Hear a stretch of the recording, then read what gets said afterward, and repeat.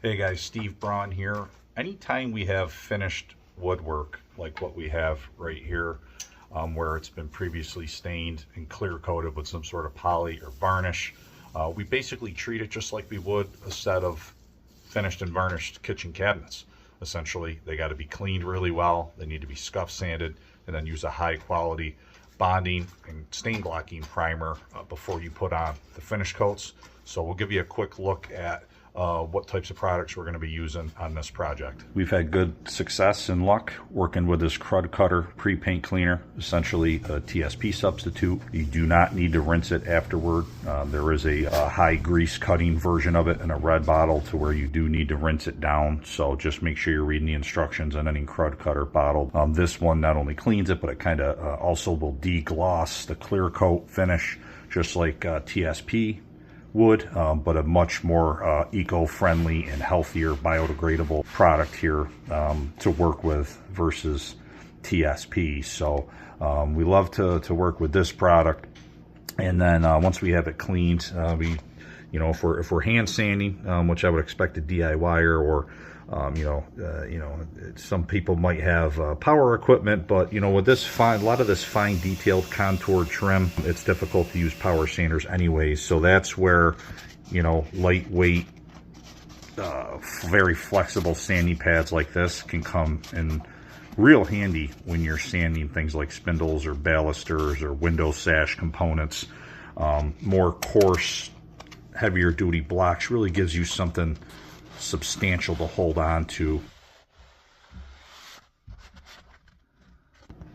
Once we're done scuff sanding, you need to dust off and kind of clear off that residual dust from the scuff sanding. These microfibers work really well. Obviously just regular rags work well too, but this clingy nature of this works really well. Kind of an alternative to tack cloth. You can certainly use tack cloth as well, but these are really nice and they're reusable. You can throw them in the wash and they just last a really long time, where tack cloth is kind of a one-time use. There's a lot of great primers out there that you can use for properly preparing wood for paint. We've really like using the Zinsser Smart Prime. We've had a lot of success with it. You can see right there, benefits of water, performance of oil, water cleanup, lower odor, relatively safe, but it also is just an incredible bonding primer. This can be used for things like ceramic tile, for example. It dries quick and can be recoated relatively quickly, and it's just done a great job. One other thing is it does do a decent job of stain blocking as well. Now, it's not going to stain block on the level of like a Zinsser bin, which is a shellac-based primer, or some oil-based, true oil-based products, like Kills Original, for example. I wouldn't want to use this product to stain block water damage stains, for example, but this does a good job of holding back some tannins that you might get in wood refinishing like this. And overall, it's just a great, easy-to-use, multi-purpose primer. Anytime you're doing this type of prep work where you are creating some mild sanding dust and you're spraying cleaners like Crud Cutter, highly recommend that you wear at minimum an N95 dust mask. Some people might prefer some sort of half-face respirator or something like that, but these are very effective for that type of work. There's not crazy dust creation like there would be if it was sheetrock finishing repair, or if you're spraying. There's a lot of very fine paint particulate mist, and then always, particularly when you're in working with the primers that are designed to be high bond, I'd recommend wearing nitrile gloves like this. The primer is water cleanup, but if you can keep the scrubbing off your hands, it's not a horrible thing. So these can be very helpful, particularly when you're spraying that Crud Cutter and you're working overhead. It can be very easy. You see Matt has on protective glasses because he's rolling the ceiling. It's got the peripheral side protection. I recommend that for if you're spraying that Crud Cutter like up here. You can spray it into the rag to try to control some of that misting. Or you can just, a lot of times it's easier just to spray it directly to the substrate. So you'll get a little bit of mist, and you want to keep that out of your eyes. And obviously you'll have your N95 protection. The Crud Cutter is non-toxic, but you still don't want that stuff laying inside your eyeballs.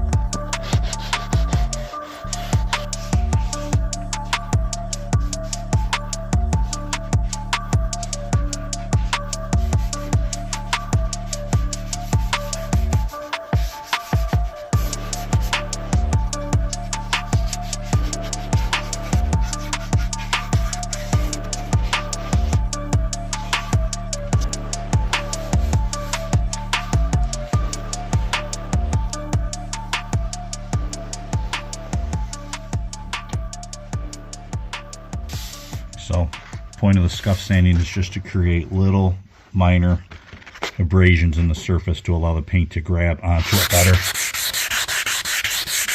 That's it. You're not looking to completely strip the finish off. A mistake that people might make is that they think they're doing themselves a great service by completely sanding off all of the varnish or the poly finish on this type of woodwork. And really you just need to create those abrasions so that the paint, it helps the paint bond. Certainly scuff sanding will help with any surface anomalies too. But, you know, this project will be a good case study for really going to put the Zinsser Smart Prime's ability to stain block to task, because this is window sashes. Obviously, they take a lot of abuse between condensation and getting hammered with the sun when, you know, blinds are drawn and things like that. So there's really hardly any finish even on this.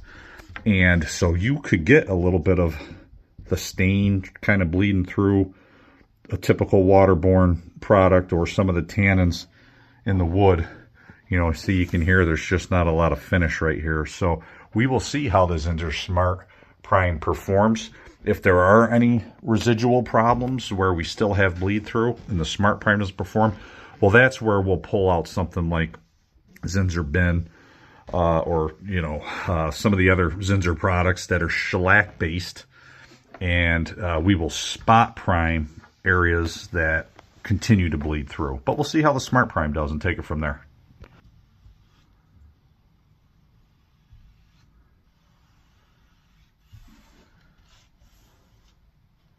You can always expect, with these primers, you can always expect the hide to not be, you know, good as a regular finish paint. You know, obviously going over a dark wood here, but one thing I'll say is this Zinsser Smart Prime, I've worked with a lot of different primers. I would say its hide is pretty darn good for a primer versus something like Sticks from Benjamin Moore is a great primer, not knocking Sticks, but I've found its transparency level and hide to be really lacking, and this product improves on that a little bit.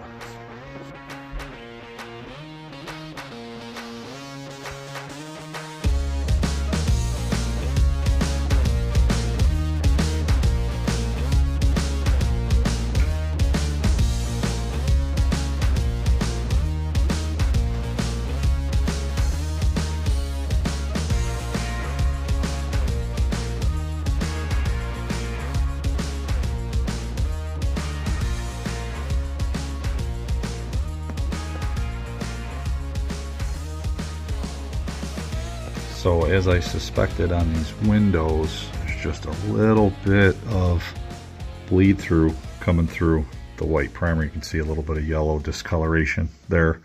And it doesn't necessarily mean that the Smart Prime hasn't trapped that in, because even when stain blockers are going to work, you'll see the initial stain bleed through and the primer will trap it, so that when you put the finish coat on, it's not going to bleed through the finish coat. So we got a little bit here. Now I'm just going to go ahead. We're not finish painting these today, and I only want to get into the shellac primers if I absolutely need to. So what I'll do in a situation like this is I'll hit this top again. It's not all throughout the window. As you can see here, you know, we don't have, there's transparency of course, but there's not any bleed through because here we had a sealed clear coat. So on these tops where all the clear finish was virtually gone, I'm going to go through and hit it one more time with the Smart Prime, and if it doesn't bleed through that, that's a pretty good indication tomorrow that I won't have to worry about it. Either way, I'll go ahead and put on the first coat of finish paint, and if it's still bleeding through, then I will crack out the Zinsser Bin Shellac primer for this before I put on the finish coat of paint, and I know for a fact that will hold that back. All right, so little trick of the trade here, can be very challenging when you got old finished wood baseboard like this and we got a carpeted scenario to try to paint this edge. You got the finished wood that goes behind the carpet, so very difficult, and a lot of people make a mess in this scenario. Now, if you've seen some of the protection videos, you know, a lot of times we'll use a stick down painter's film here, particularly if we have less experienced painters or young painters. I just can't take chances. So we'll put that down even for roller splatter protection. Just me and Matt working on this project, and I'm confident in our ability to protect this carpet as we go. So whether you use film or not, the film will help with protection of the carpet from splatter or drips from a brush. But getting back here, it's really not going to help that much anyways. So a thing you can use a drywall finishing blade like this. This happens to be a 6-inch. One that's slightly longer would actually probably be even better. But you know, when you're trying to get into this, you can simply take your blade like that, and you can kind of expose the bottom wood. So like, you can obviously crash the top here, but then you can kind of go like that, and you can get right under the blade, and then you can kind of walk it down. I'm going to flip around this way is how I would actually do it. I want to make sure you can see what I'm doing. And then you can kind of walk the blade down like that and get under here. You don't want to overload your brush to where it's dripping. Just a little bit of a tag, scrape it a little bit. You want to have somewhat of a drier brush so that you're not getting drips and runs. And I pull away. You see when I pull away, there's no paint hitting it. Now, yeah, will some of these carpet fibers ultimately butt in against some wet paint? Yeah, but it's in an area where you can't see it at all. And so you can kind of see what I'm doing, and then kind of run it down. Once you get like the primer down in there, and then maybe like the first coat of paint, you don't have to be as concerned about this line when you're doing the final finish cut. You can kind of just, you know, once you do the primer, get another coat of paint on, and then we'll need to do a final coat of paint. At that point, you can probably just be like right here, and we're going to have enough coats of paint to make that to look good without getting all the way behind the carpet on the final coat. So a big part of the aesthetic on painting this stained and finished wood is once it's primed, doing all the caulk work. That's what Matt is working on down there now. You know, with this natural style trim, these gaps are to be expected, and with a natural look, it makes sense. You don't really notice that shadow line when you have darker colored wood and color variation of the grain and whatnot, but once you start painting a solid color, now that shadow line really stands out. Number one, it just makes it look like an unfinished, not very pleasing result. So that's why we go through and we'll caulk it. See Matt's going through all these gaps in the trim, the miter joints down there, you know, gaps in the wall. You can see he's already caulked that, so that already, even with it just primed and caulked, starting to look way better. We got a whole video dedicated to best practices on caulking interior trim. I'll throw a card up on it. Check it out when you get a chance. This is another common thing that you'll see. It'll be often the nail holes weren't filled, and unlike the caulk, they actually should have been filled with a wood finish project, but just in my experience, I see that this happens all the time. Either it was just forgotten, or maybe it was intentional, but more than likely they forgot, or it was a rush project or whatever. And because it's so hard to detect them, you know, with the natural wood look, because it's just a dark hole, you kind of get away with it. But once you paint it white like that, obviously they really stick out, so you have to go around and fill them all.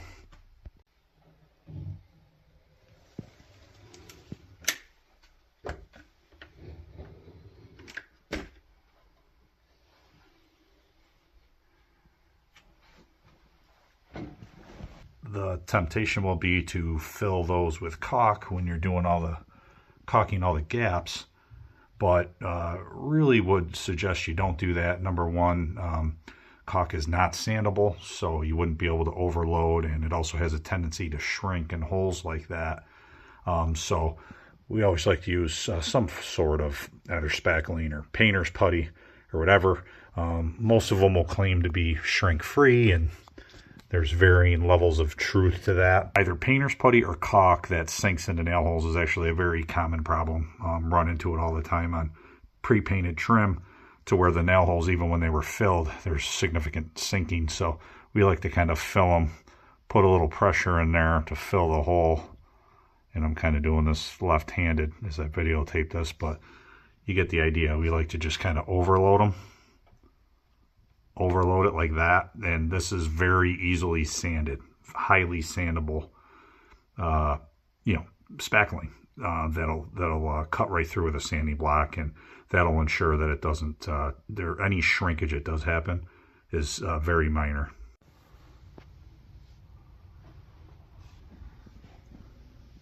All this trim has been scuff sanded. Holes are filled, caulk done. So Matt's underway putting on the first finish coat here. You can see the difference in hide, already a huge differential. You know, primer's got some transparency issues, but it gives you that seal and bond to the wood finish. All this trim has been scuff sanded and dusted after we did all the caulk work and, you know, filled the nail holes.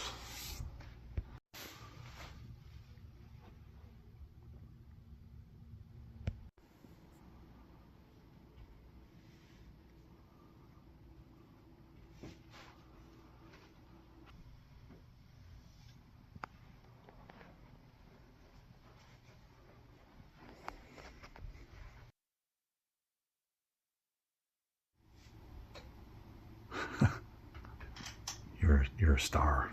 Yeah.